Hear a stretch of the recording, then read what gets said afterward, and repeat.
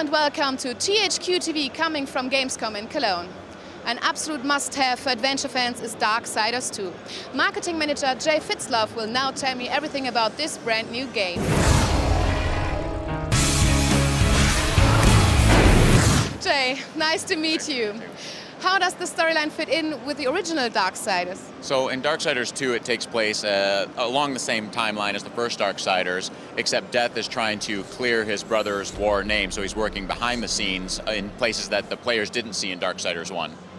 Okay, the gamers have now the chance to play the character Death.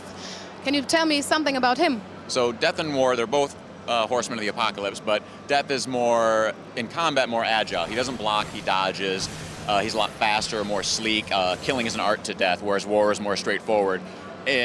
Outside of combat, War is more honorable. Death's more willing to work behind the scenes and deal with shady characters to get stuff done. Okay, and what weapons does Death have in comparison to War? Well, Warhead is one giant sword. Death uses a pair of scythes that he can, use individually as a dual wielding or combine them together into one single weapon. And then a lot of secondary weapons. We've shown a giant hammer that he can smash people with and a lot more, but that's all we can say for now. So not only the character changed, also the world. Can you tell me something about that? Yeah, with Darksiders 1, it was all in the Earth after the apocalypse, but when we were designing Darksiders 2, we thought we wanted to kind of break free of that because we felt like we were chained down by always having to make these destroyed buildings, underground stuff. So it takes place in the underworld or the abyss, and so it allows us to kind of make a lot more of a fantasy game where you'll see stuff from flying ships being pulled by serpents to forest areas and a lot more breadth to the environments than before. Jay, is it true that this world is much bigger than the world in the previous game?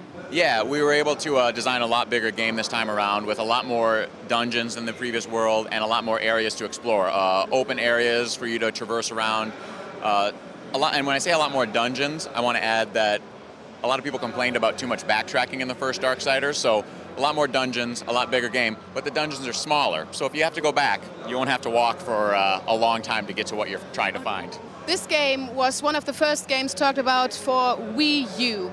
Are you excited to be the part of this console? Oh, dude, yeah. I mean, everybody at Vigil is pumped to be working on a Nintendo system, and I mean, I can't talk about exactly what we're trying to do, but just rest assured we're playing around with what works on the system to make sure it's whatever control systems we come up with are cool and not just a gimmick.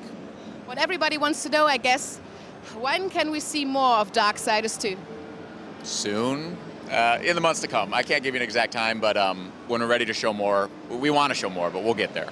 We were waiting for it. Thank you.